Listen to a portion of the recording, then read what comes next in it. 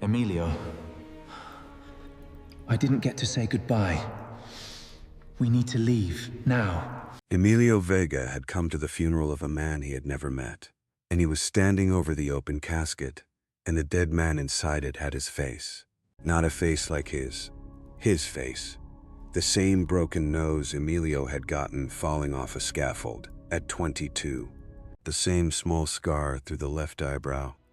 The same gray coming into the same black hair at the same temples. The same heavy workman's hands folded now on a chest in a suit finer than anything Emilio had ever owned. Emilio stood there in his one good shirt, the borrowed tie too tight around his throat, and he looked down into a coffin at himself, lying dead, and the little brass plate on the polished lid said, in careful engraved letters, the two words that made the room tilt sideways under his feet. Emilio Vega. His name, his face, in a box.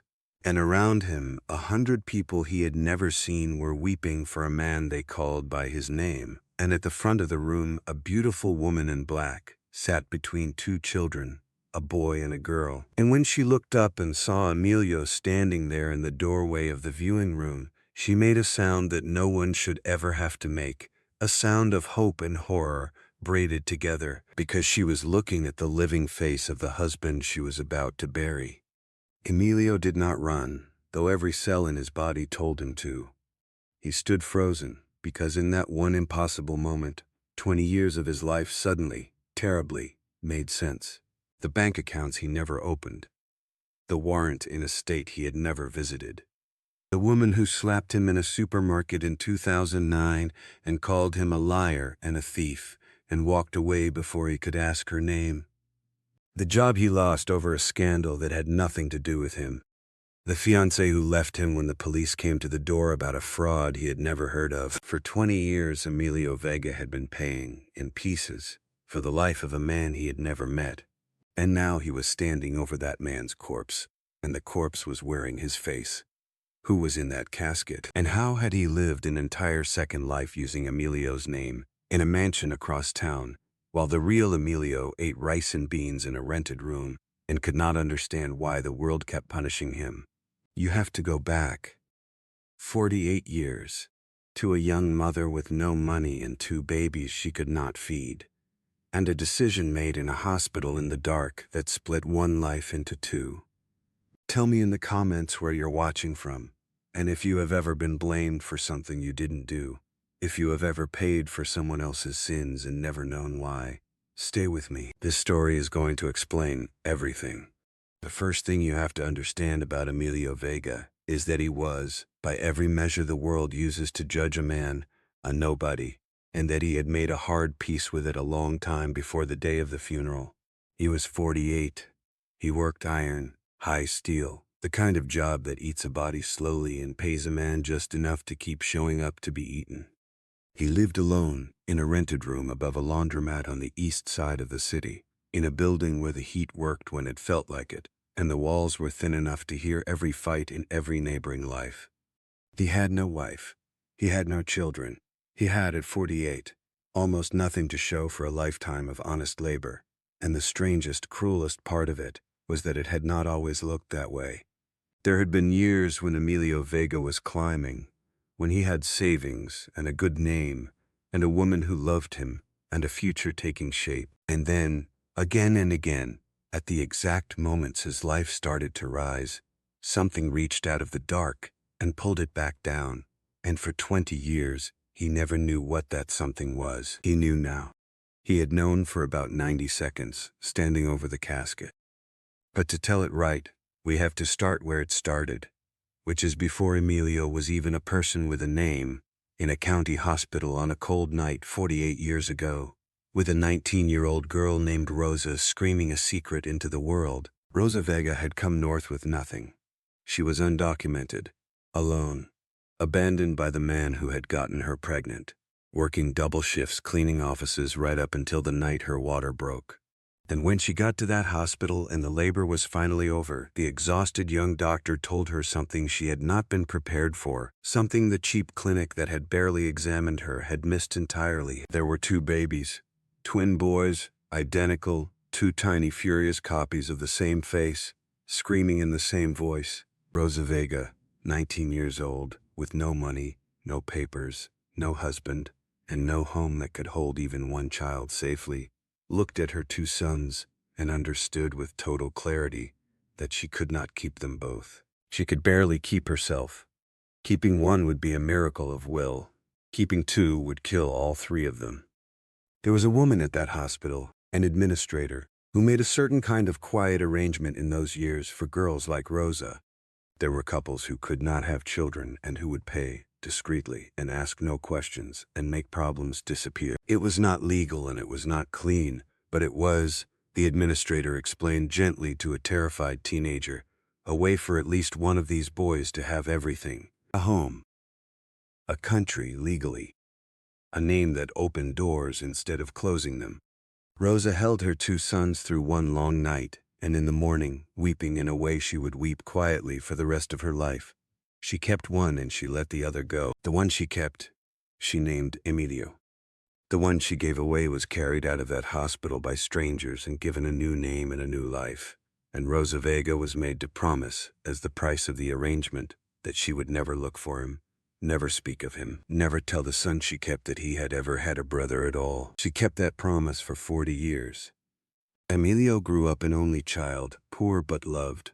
Raised by a mother who worked herself to the bone and who carried, he always sensed, some grief in her that she would never name. He never knew about the brother, and the brother, taken by a wealthy couple named Cole and raised across the country as their son Adrian, never knew about Emilio either.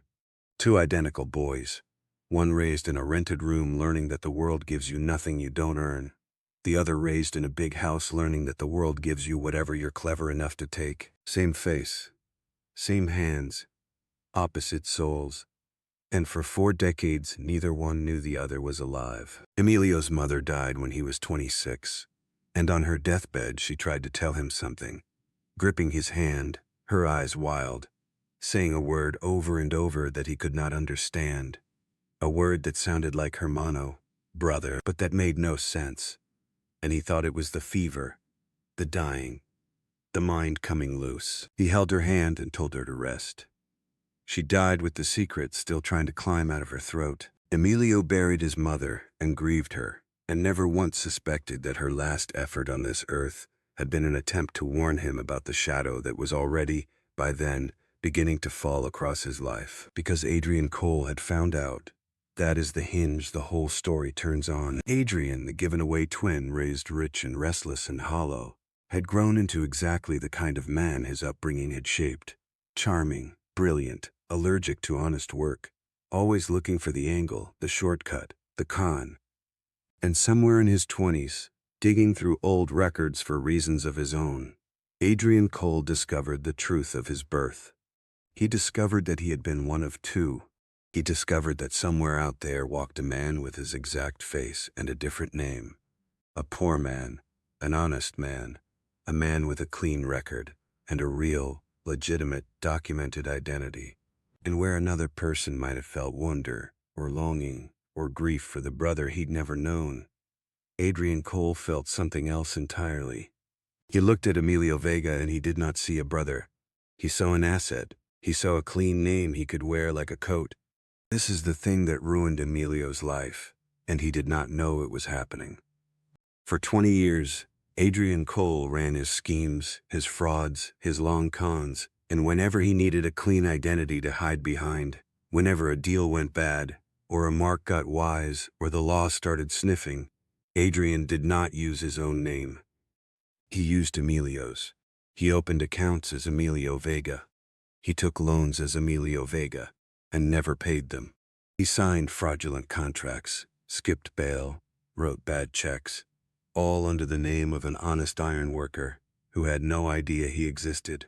And because they had the same face, the same date of birth, the same everything, the trail always led back not to Adrian Cole in his mansion, but to Emilio Vega in his rented room, who could never explain any of it, who passed lie detector tests and still lost jobs, who fought his own credit report for years, who once spent 2 nights in a county jail for a crime committed 3 states away on a day he had provable, witnessed, Time-clocked evidence he was welding a beam 40 feet in the air in another city.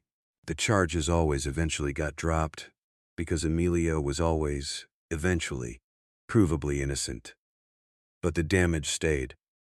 You cannot unring the bell of a police car outside your house. His fiancée, a good woman named Teresa, held on through the first scandal and the second, and left after the third, not because she believed he was guilty, but because she could not live inside the chaos of a life that kept getting torn apart by a force neither of them could see or fight. She left, and Emilio let her go, because he could not promise her it would ever stop. He did not know how to fight an enemy he could not even find. Let me give you one of those days, so you understand what 20 years of this does to a person, because it is easy to say identity theft and hard to feel it. There was a morning in 2009 when Emilio, 34 then and still hoping, still climbing, walked into a supermarket to buy groceries, and a woman he had never seen in his life crossed the entire store to stand in front of him, shaking, and slapped him across the face so hard his ears rang. She called him a thief. She called him a liar. She said he had taken $11,000 from her elderly father, with a promise about a roof that was never repaired, that he should be ashamed, that people like him were animals. And Emilio stood there with a basket of eggs and bread and a red handprint rising on his cheek, and he had no idea what she was talking about, and she was gone before he could form a sentence, marching out of the store certain she had finally confronted the man who ruined her father. She had not.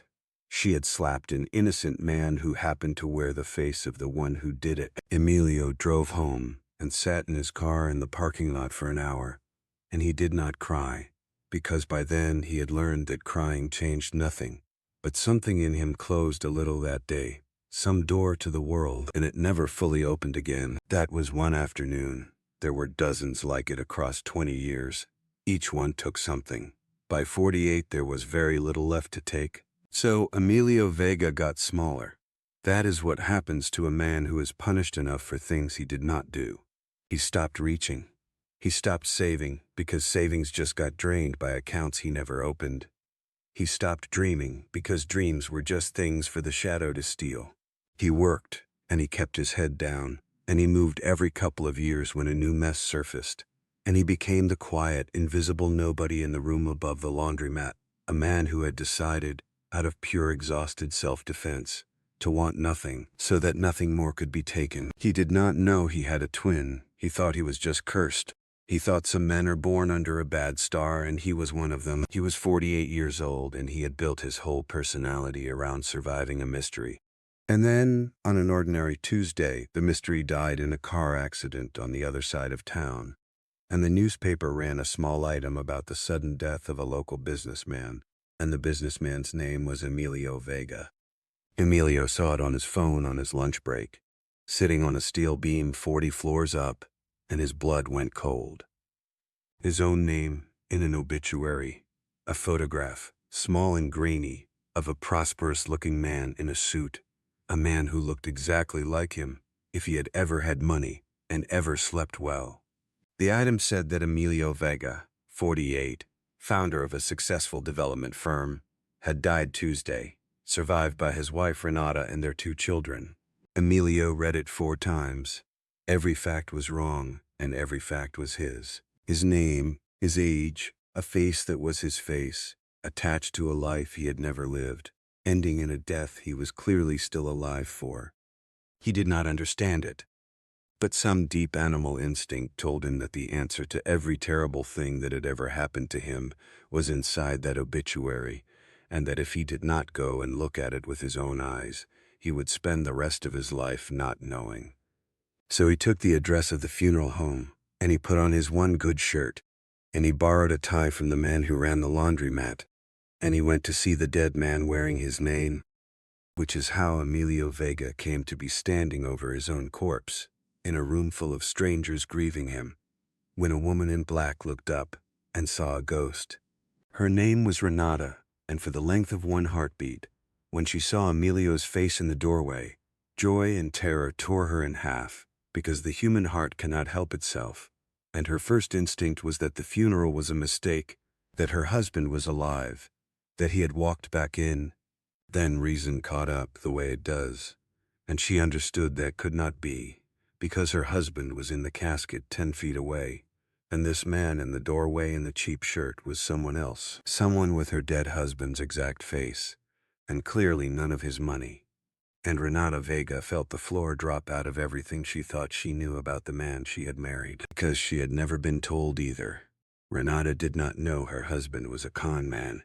She did not know his real name was Adrian Cole.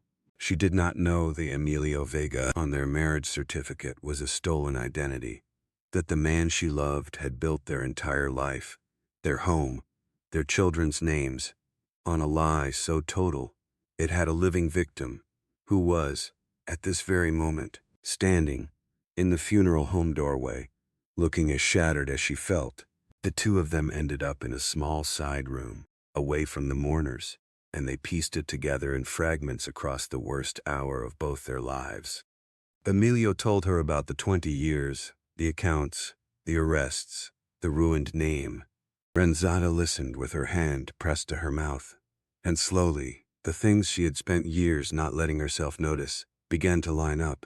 Her husband's secrecy about his past, the fact that he had no family that ever came around, the way he handled money in ways that never quite made sense, the trips, the vagueness, the locked drawer in his office she was never to open. She had told herself he was private.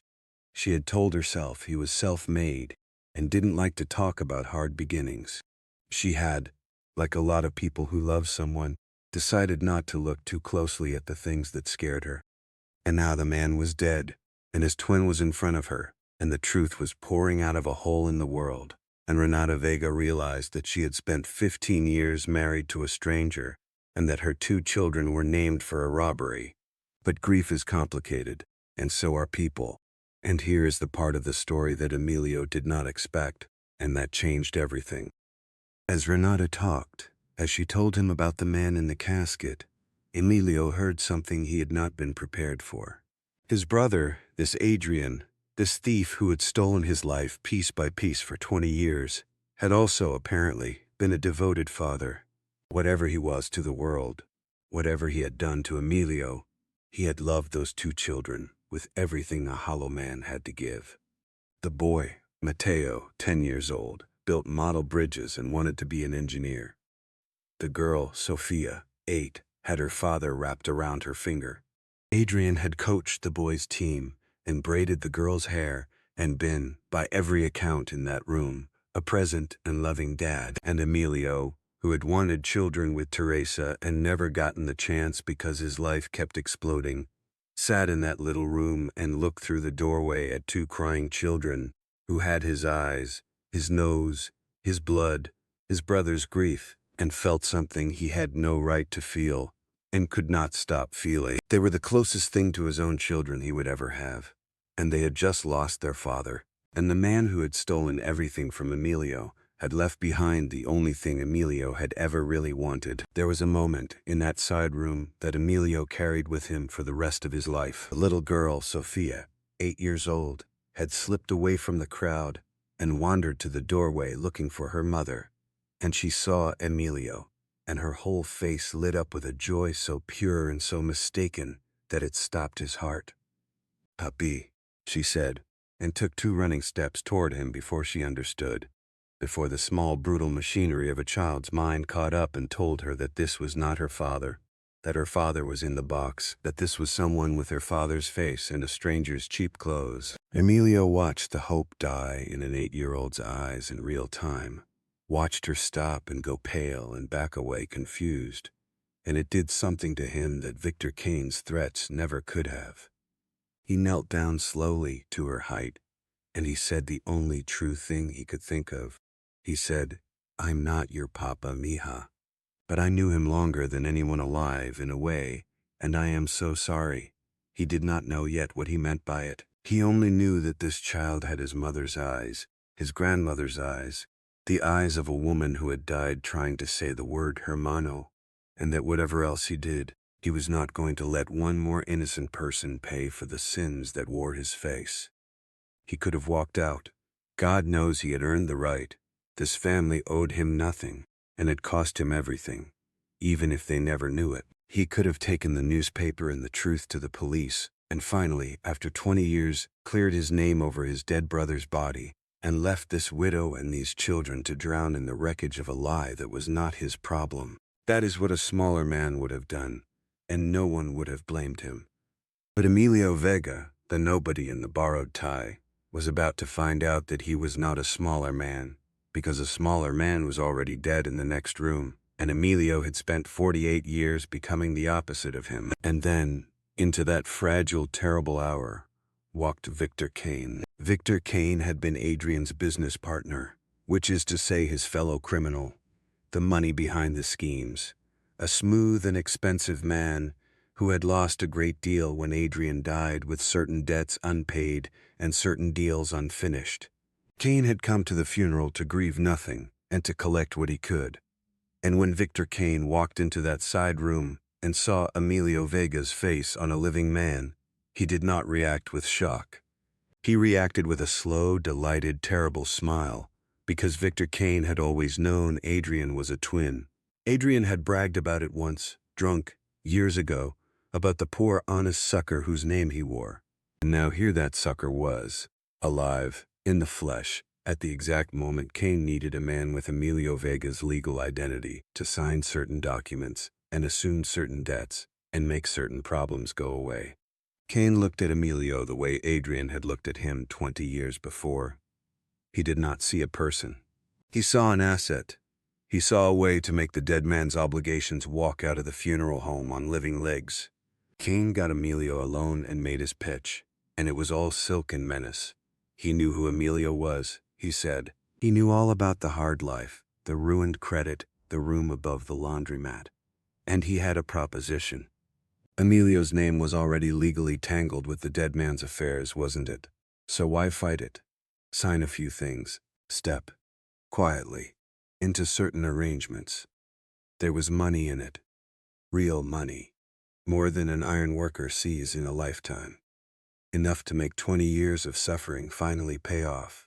And if Emilio was smart, if he cooperated, Kane could even make the old messes, the warrants, the record, all of it, disappear, because Kane had the kind of friends who could do that. It was, Kane said smiling, the least the universe owed him. All Emilio had to do was become Emilio Vega, the way his brother had been Emilio Vega. Wear the coat, take the money, ask no questions. And here was the trap, the real one, the one that made it hard, because Kane also made clear, without ever quite saying it, what would happen if Emilio refused. There were debts. Someone was going to have to answer for them. And the beautiful widow in the next room, and her 2 children, they carried the dead man's name now. They lived in the house the schemes had bought, and if the real Emilio would not step in and be useful, well, Kane would simply collect from the family that was left. One way or another, Kane was going to be paid, in cooperation or in blood, and he did not much care which.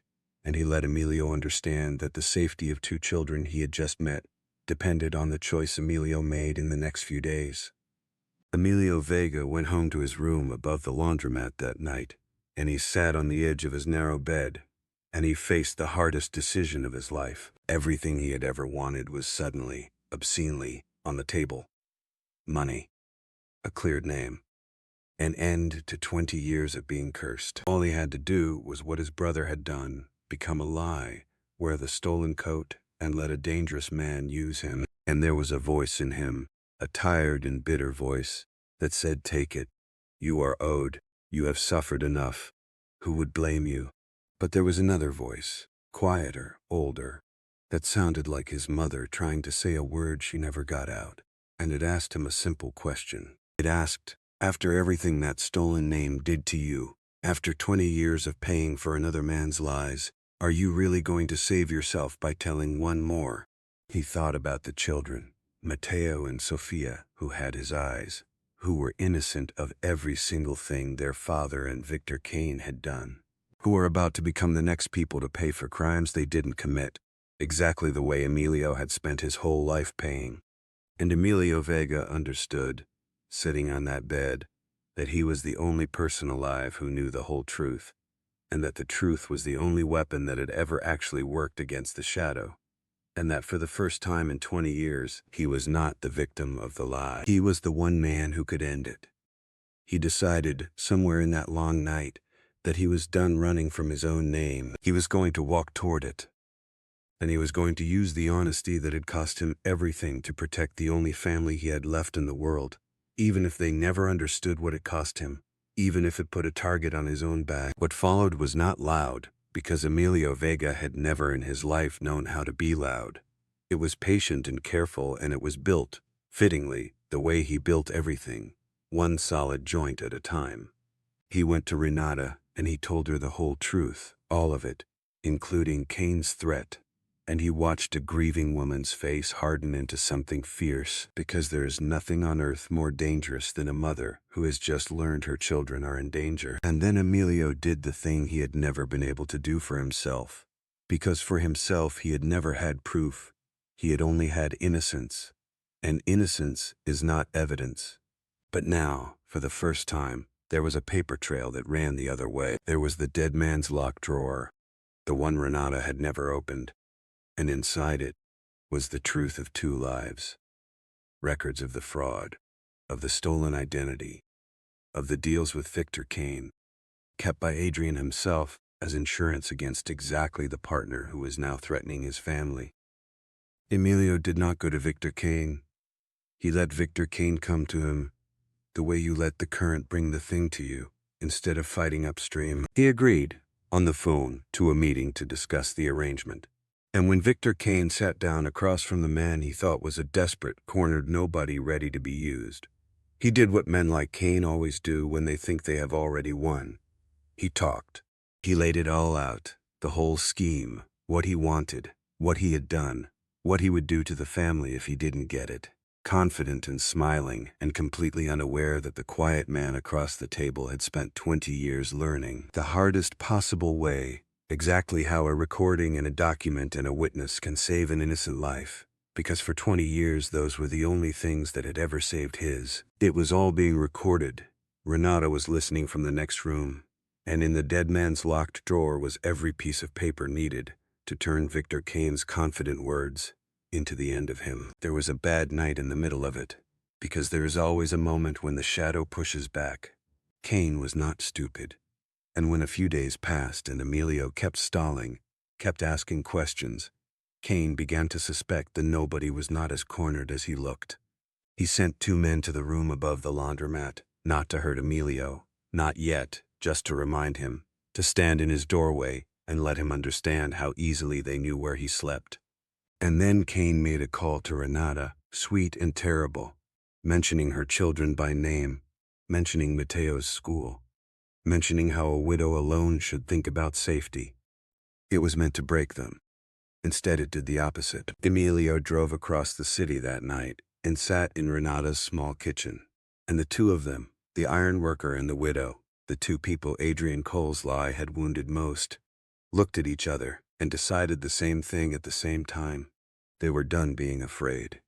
Emilio had been afraid for 20 years, and it had cost him everything, and protected nothing. Renata had just buried a husband who turned out to be a stranger.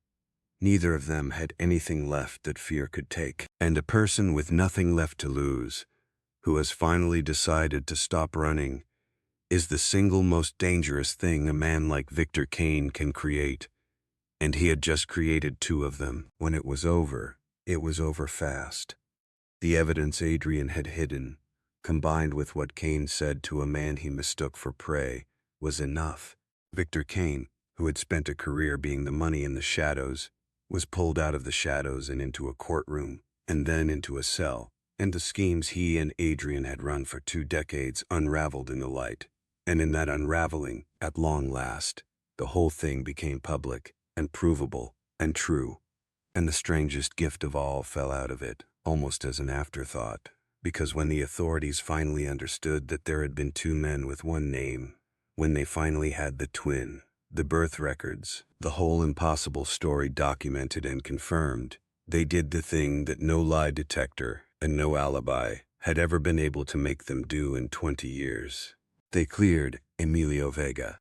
Every old charge, Every warrant, every black mark that the shadow had smeared across his name since he was a young man, all of it was finally, formally, understood for what it was. The crimes of a dead brother, wrongly written on the living one. Emilio Vega's name, after 20 years, became clean. His own. For the first time in his adult life, he was just himself, unhaunted, and no one was ever going to knock on his door again about something he did not do. He did not get rich. That part matters, because this is a true kind of story, and not a fairy tale. The money the schemes had built was mostly fraud, and most of it went back to the people Adrian and Cain had stolen it from, which was as it should be. Renata lost the big house and most of what she thought she had, because it had never really been hers. It had been stolen from strangers, and she was, in her grief and her rage, almost glad to give it back. What was left was little, but what was left was clean, and Renata said she would rather raise her children on honest little than on a fortune with a corpse's lie inside it. And here's how it ended, the part that Emilio never saw coming, when he put on a borrowed tie to go look at a dead man. He did not walk away from Renata and the children, and they did not walk away from him. It was awkward and strange and impossibly sad at first. A widow and her late husband's identical twin, the children who could not help flinching at a face that was almost their father's and was not. But Emilio was patient, because patience was the one thing life had beaten into him. And he asked nothing, and he pushed nothing, and he simply quietly did what he had always done and what his brother, for all his charm, had never truly known how to do. He showed up. He fixed the leaking faucet in the small new apartment. He taught Mateo how a real bridge holds its own weight, up on a job site, with a hard hat too big for the boy's head. He was there, plainly and honestly there, wanting nothing, and slowly the children stopped flinching, and slowly the widow stopped grieving quite so hard, and slowly the four of them became something that did not have a name in any language, something built out of the wreckage of the worst thing that ever happened to all of them. Not a replacement, not a lie, just a family, chosen and real, growing in the exact spot where a stolen name had finally been put to rest. Years later, Mateo Vega, grown now and studying to build the bridges he dreamed of, was asked by a professor about the man listed as his guardian, his uncle, the iron worker with the same last name. And Mateo told him the truth, the whole strange truth. And the professor said he could hardly believe a man would do all that, risk all that, for a family that had cost him everything and owed him nothing. And Mateo, who had learned the lesson young and learned it the hard way, said the thing his uncle had taught him without ever once saying it out loud. My father and my uncle had the same face, Mateo said. The exact same face. You couldn't tell them apart in a photograph. One of them stole from everyone he ever met and gave us a life built on lies. The other one had nothing and gave us everything and asked for nothing back. So I learned something most people never have to learn so clearly. A man is not his name. A man is not his face. A man is what he does when no one is watching. My uncle was good when no one was watching, for his whole life, and no one ever thanked him for it, and he kept being good anyway. That's the only thing I want to be when I grow up. Not rich, just that. If you made it to the end of this one, I want you to think about someone in your life who does the right thing quietly, who shows up, who has never once been thanked for it. Go thank them. And tell me in the comments, where are you watching from? And who is the person in your life who is good when no one is watching? I read every single one.